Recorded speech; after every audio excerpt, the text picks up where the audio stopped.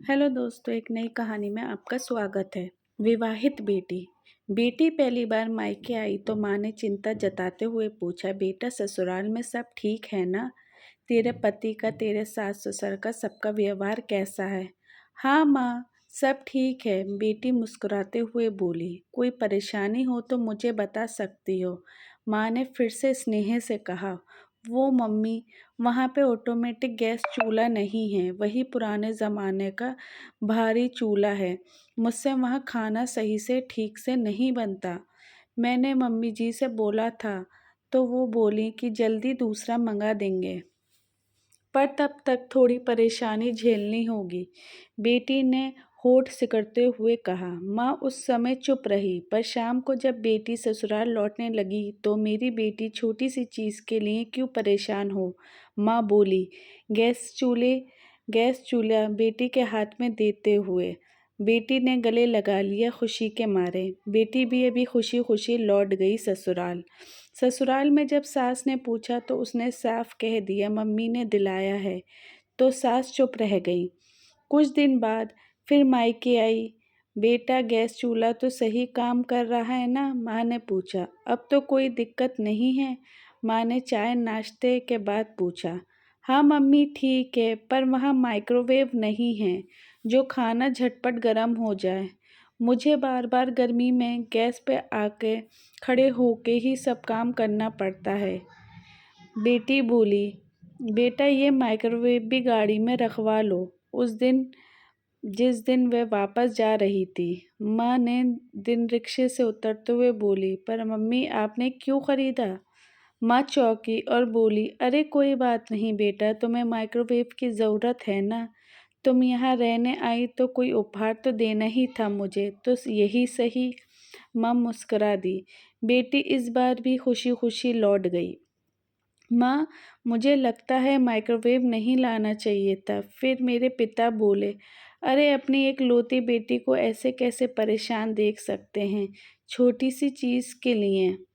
माँ बोली और अंदर चली गई। एक दिन मोहल्ले की पड़ोसन कुसुम आंटी मिलने आई। बातों बातों में जब उन्हें माइक्रोवेव और गैस चूल्हे की बातें बताई तो उन्होंने धीरे से कहा, बहन बेटी को खुद घर बनाने दो। बार बार सामान दिलाओगी तो कभी ससुराल वालों को भी अच्छा नहीं लगेगा। मायका हमेशा सहारे के लिए होता है, पर अगर रोज़ सहारे की लाठी लेके चल पकड़ना पड़ेगा तो पैर चलना भूल जाएंगे। ये बात सुन के कुछ पल के लिए माँ चुप रह गई। इस बीच दीपावली भी आई। माँ ने बेटी को फ़ोन किया, बेटा दीपावली आने वाली है, सबके तोहफे तो हमने ले लिए, तुम्हें कुछ चाहिए तो बताओ। वो मम्मी, यहाँ फ्रिज छोटा है और बहुत पुराना भी है, थोड़ा अगर हो सके तो मुझे फ्रिज मिल जाएगा। ये बात अधूरी छोड़ दी बेटी ने। ठीक है बेटा, मिलते हैं दीपावली पे, माँ बोली। दीपावली के तोहफे के साथ माँ और पिता बेटी के ससुराल पहुँचे और साथ में एक डबल डोर फ्रिज भी ले गए। समय गुजरता गया। बेटी बार बार ससुराल की कमी का जिक्र करती और माँ हर बार कोई न कोई चीज़ उपहार के नाम पे दे देती जिससे बेटी खुश हो जाए। एक दिन अरविंद जी समझते रहे, पर सुनीता जी बेटी के मामले में उनकी एक न सुनी।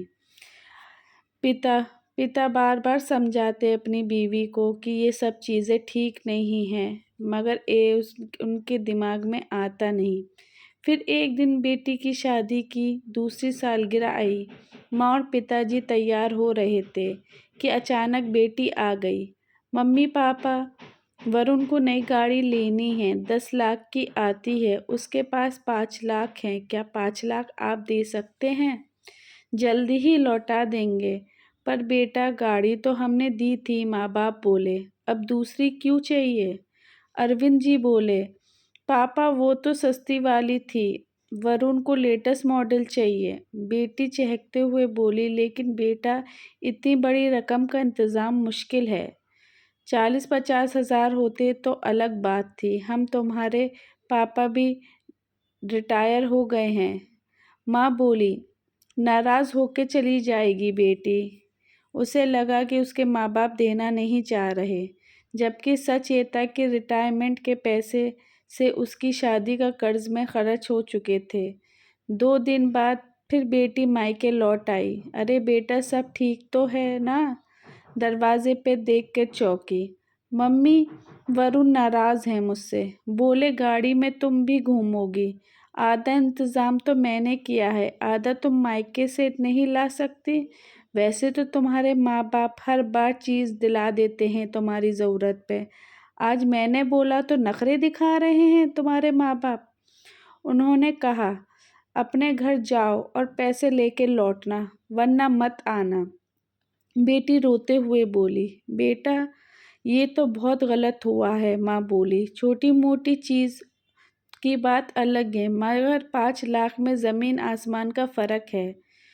माँ माँ ने ताने रोश में बोली, पर अम्मी वो बाद में लौटा देंगे ना? बेटी गुस्से से बोली, आप प्लीज़ दे दो। बेटा पैसे हैं कहाँ? सब तुम्हारी शादी में कर्ज में ख़त्म हो गए। माँ बोली, हम पेंशन से गुजारा कर रहे हैं। अभी वरुण से बात करता हूँ, पिता बोले और फ़ोन मिलाया वरुण को, लेकिन वरुण ने उठाया ही नहीं। वरुण उनका दामाद। पापा, अगर पैसे नहीं मिले तो वो मुझे घर ही नहीं घुसने देंगे, बेटी बोली और रो पड़ी।